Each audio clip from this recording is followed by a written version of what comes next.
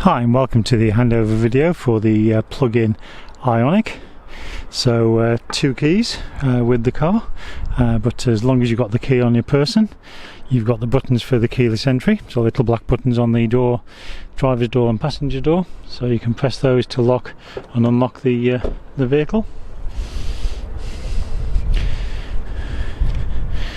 Around the back, just have a look in the boot. Got your charging cables all in there to uncover. Now this is a plug-in ioniq, so you've got your petrol filler cap here and your plug-in just on the front wing here, so as long as the car's unlocked, just give it a prod, it'll pop open, and obviously that's where you connect your electric charging cable. So let's just have a closer look at the major controls of the vehicle. So driver's seat is electric, so you've got the long button here, so if you move that forward it moves the seat forward, and obviously back moves the seat back, also does the up and down. And this one here adjusts the backrest, and this here is for the adjustable lumbar support on the driver's seat. So just now, starting procedure is foot on foot brake, and then you press the stop start button as long as you've got the key on you.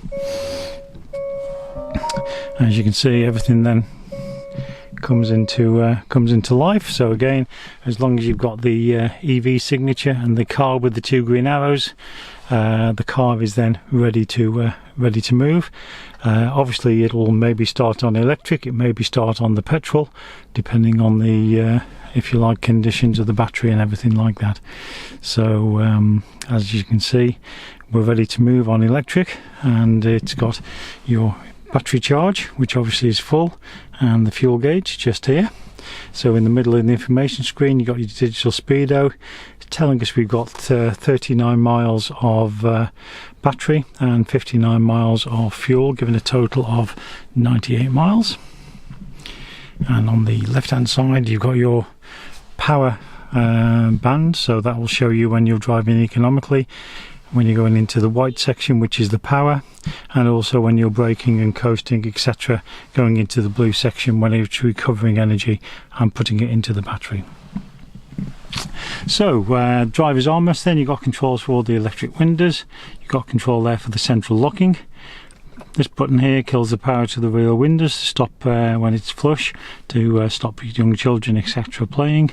And then you've got your left or right, and that's your touchpad you use to adjust the wing mirrors. And then at the very top there, when it's flat in the auto, when you lock the car, the wing mirrors automatically fold in, and when you unlock it, they automatically fold out. On the dashboard, to the right hand side of the steering wheel, you've got your blind spot detection, you've got your lane departure, you got your traction stability. Now your traction stability is always on by default, as is the lane departure. You can turn the lane departure off, as you can see. It's just in the top corner there, it's showing that it's turned on. If I was to press that button, as you can see, you can turn it on and off just by pressing that button. The blind spot detection, again, when the blue light is lit, obviously it's on. Now when you've got a car in your blind spot, the ends of the wing mirrors glow orange, and if you were to indicate to try and pull out, the car would bleep at you to warn you. The VESS, that's basically low speed around town. The car projects a sound in front of itself when running in electric mode, so obviously people can hear it coming. Okay. Your fuel filler cap, that's that there, you just press that to open that on the rear passenger quarter, and again you can actually set charging times and everything all within the system if you want to, and that's what those buttons are there for. On and around the steering wheel, your horn is anywhere in the centre. On these buttons here you've got your cruise control, which is adaptive, so this is the on off button, and obviously as you can see it says set conditions not met because we're not driving. This is the button you use to set the time distance between you and the car in front. So that's on the outer band and the inner band. This inner band here, if I just show you, if I press that top one there, it goes through the various screens. Okay, and then if you use this toggle button here, I can go up or down, so you can go through the various screens in each sub menu and just press and hold that in to reset any of those.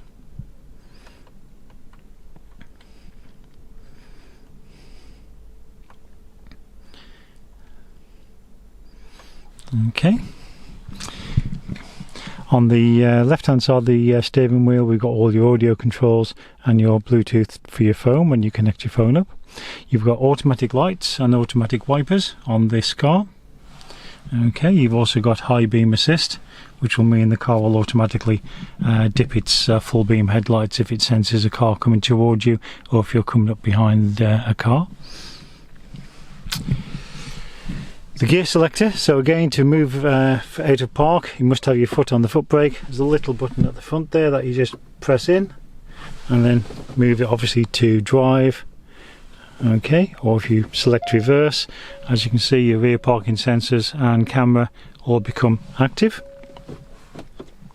So in drive, what you've got is the car will look after everything itself. Now you have got paddles on the steering wheel. They will adjust what we call the regenerative braking of the car, so you can actually use the minus pedal to actually increase the braking by the car itself when you're coasting, which covers more energy, and the plus one eases it off.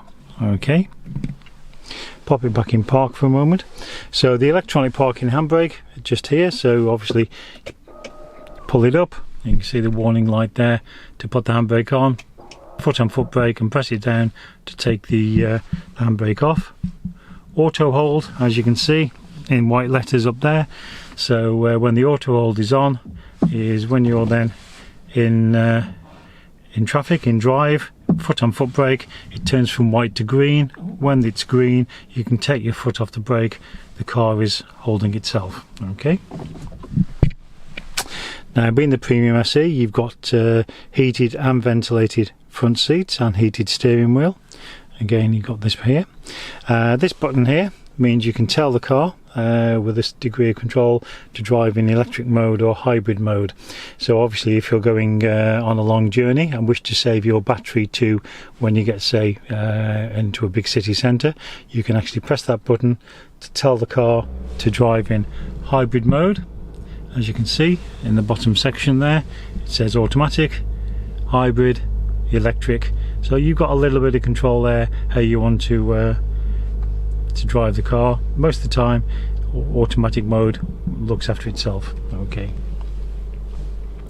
above the gear selector you've got a couple of power sockets, a USB, and you've got a wireless charging area, and obviously a couple of cup holders and armrest with a power socket, USB power socket in there as well. You've got your climate control. Okay, so you can just press automatic, set the temperature, dual climate control, so you can have a different temperature on the passenger side than the driver's side. Okay, you can increase or decrease the fan speed. You can actually decide where you want the air to be directed to, or I say you can just press automatic and the car will look after everything for you. If it's one of those nice summer days, you've got the windows open, you can just press the off and obviously it shuts everything down.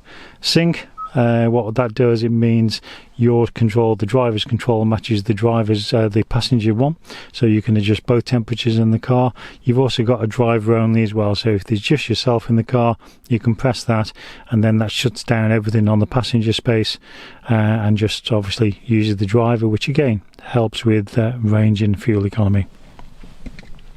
Now your touchscreen, I'll say you've got satellite navigation, rear parking camera, digital radio, so that is what we call a home screen. So it tells you your battery charge, your electric vehicle range, so 39 miles. It says we've got Radio Shropshire, and again we can increase the volume by just rotating that or by using the controls on the steering wheel. Now for example, if you wanted the radio full screen, just press in the radio section and obviously it expands that, and if you want to get rid of that, just press that little arrow in the corner and it gets rid of that to give you the full screen. To get back to the home screen, just press the little house, it takes you back to the home screen. If you want the map full screen, just press in the map and obviously that then expands up to full size for you. To set a destination, you go to nav addresses, and that's where you enter your postcode. Alright, it's all 7-digit postcode, all nice and straightforward. So what we'll do is I'll just enter it for the dealership. That's the space button.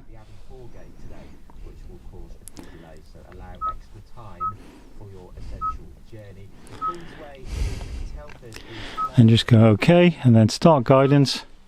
Starting route guidance. As you can see, it outlines it in blue, and obviously talks to you as well. Now, navigation volume, you can press on that, and you can actually guidance will be at this volume. Increase, decrease the volume. You can actually mute it, and then once you've set it, just click outside the box. It automatically disappears for you.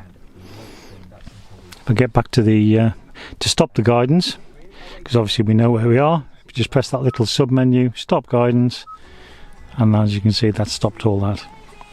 If I press the house, take us back to the main menu again. So you can also swipe these menus across. So on the next one, you've got things like your Apple CarPlay, Android Auto. You've also got the Blue Link, and then across again you've got all your settings and things like that. So if I just go into the settings for now, and what we'll do is I'll go into display. As you can see, everything should be set on automatic, which it is. Yeah, that's absolutely fine. So just press the home to get back to the main screen again. Turn the radio off, just press that in.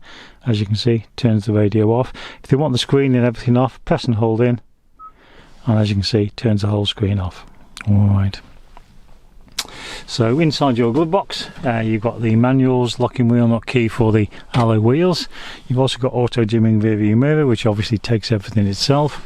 You've got up on the roof holder there for your sunglasses, and also you've got the SOS button. So basically this car with your live services, what you've got is if you're involved in an accident and the airbags are deployed, the car will automatically contact the emergency services for you. So a very good safety feature there.